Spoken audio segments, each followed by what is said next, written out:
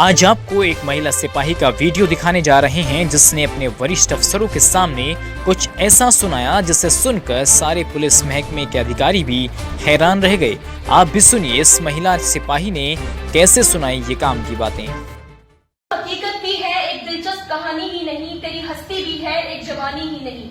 लड़खड़ाएगी तो कहां तक, लड़खड़ाएगी तो कहां तक, तुझे संभलना होगा, रुत बदल कर तुझे इस जमाने के अपने लिए फलना फूलना होगा। सभा में उपस्थित सभी अधिकारीगण व मेरे प्यारे मित्रों, मेरा आप सभी को सादर प्रणाम।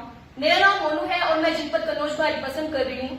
आज का जो हमारा विषय है वो है कि पुलिस बलों के बीच में लिंग संवेदीकरण का जो रोल है वो सफल पुलिस बल की कैसे एक कुंजी हो सकता है। What is the main role and the participation of the women in the gender sensitization का जो मुद्दा है वो हमारी पुलिस व्यवस्था के रुतबे को कैसे आगे बढ़ा सकता है। जैसे कि हमारे आदरणीय अधिकारी सर ने बताया, सबसे पहले हमें ये जानना होगा कि इसका मतलब क्या है। ये जो मुद्दा इतना चर्चित हो रखा है आजकल, इसका आशय क्या है, इसका अर्थ क्या है।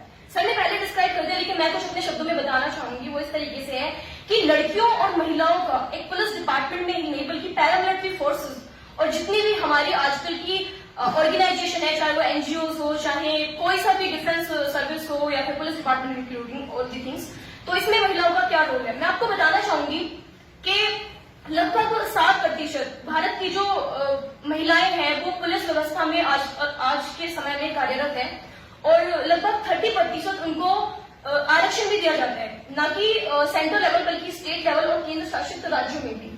उसके साथ ही मैं आप सबको अवगत कराना चाहूंगी कि आखिर इन चीजों की जरूरत क्यों पड़ी। मेरे तीनों मित्रों ने अभी इस चीज को अच्छे से डिस्क्राइब किया, जो कि बहुत बेसिक चीजें हैं कि भाई क्यों हमें एक वुमेन की जरूरत होती है।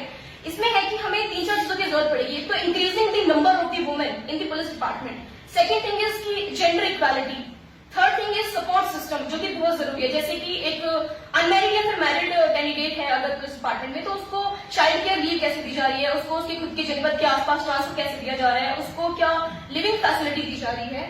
और सरकार को यही नहीं चाहिए कि सिर्फ वो 30% जो आरक्षण है सिर्फ उसको आगे बढ़ाए, बल्कि इसकी भी जरूरत है कि जनपद के सभी लेवल में, चाहे वो छोटा या बड़ा हो, वहां पे महिलाओं की नियुक्ति की जाए। अभी पिछले अक्टूबर के लास्ट वीक में मिशन शक्ति एक माननीय मुख्यमंत्री श्री आदित्यनाथ योगी जी के द्वारा शुरू किया गया था, जिसमें यह है कि महिला सशक्तिकरण को बढ़ावा दिया गया। प्रत्येक जनपद के थानों में एक महिला डेस्क को तैयार किया गया, जिसका सिर्फ एक ही उद्देश्य था कि हम किस तरीके से महिलाओं से रिलेटेड केस को एक वुमेन ऑफिसर, एक वुमेन पुलिस ऑफिसर हैंडल कर सकती है। मैं यहाँ पे एक पक्ष ये भी रखना चाहूंगी कि आखिर क्यों महिलाओं को सिर्फ डेस्क ड्यूटी या फिर किसी महिला से रिलेटेड ड्यूटी ही क्यों दी जाती है।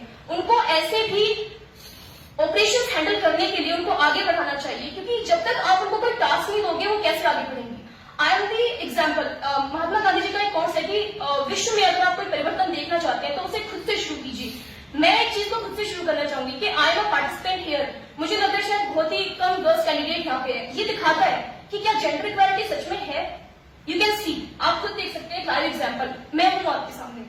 तो उसकी चीज यही है कि हम और किस तरीके से महिलाओं को आगे बढ़ा सकते हैं, क्या राइट्स उनको दे सकते हैं। और मेन थिंग इज दैट कि सिर्फ राइट ही जरूरी नहीं है, awareness is the most important thing. हमें अधिकार दिए हुए हमारे भारतीय संविधान में आर्टिकल 14, 15 इन सब में हमें दिए गए अधिकार अच्छे से, लेकिन हम उनको कैसे यूटिलाइज करते हैं। शायद विश्व की नहीं बल्कि भारत की भी 50% औरतें ऐसी होंगी जिनको ये भी नहीं पता कि ये जो यौन शोषण का एक मुद्दा है ये वाकई में एक मुद्दा है या फिर ऐसे ही, क्योंकि ये वो महिलाएं इनको सिर्फ अपनी किस्मत समझ के बैठ चुकी है कि अब यही हमारी किस्मत है, ठीक है, हमारे घर को, परिवार को एक आदमी संभालेगा, हम नहीं।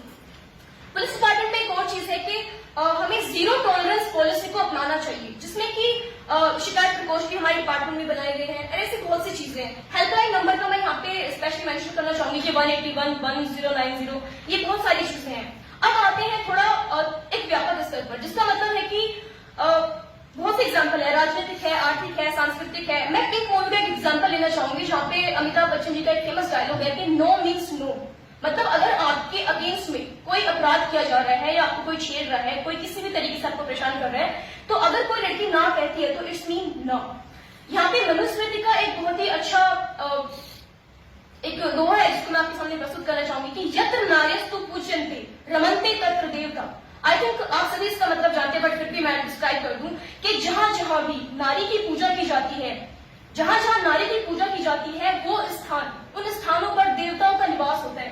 आप भली भांति समझ सकते हैं कि इसका मतलब क्या है। हमें सिर्फ नेशनल और इंटरनेशनल लेवल पे ही नहीं बल्कि खुद से, अपने परिवार से, अपनी माता और बहनों से शुरुआत करनी होगी कि हम कैसे, ये सिर्फ पुलिस डिपार्टमेंट का एक इशू नहीं है, ये पुलिस डिपार्टमेंट का मुद्दा नहीं है। Thank you. तो इस वीडियो को अगर आप YouTube पर देख रहे हैं तो हमारे YouTube चैनल को सब्सक्राइब करें, और अगर आप Facebook पर देख रहे हैं तो हमारे Facebook पेज को लाइक करना मत भूलिए। और हाँ, देश और दुनिया की ऐसी ही तमाम अलग अलग खबरों के लिए चैनल को सब्सक्राइब जरूर करें, वीडियोस को लाइक और शेयर करना मत भूलिए।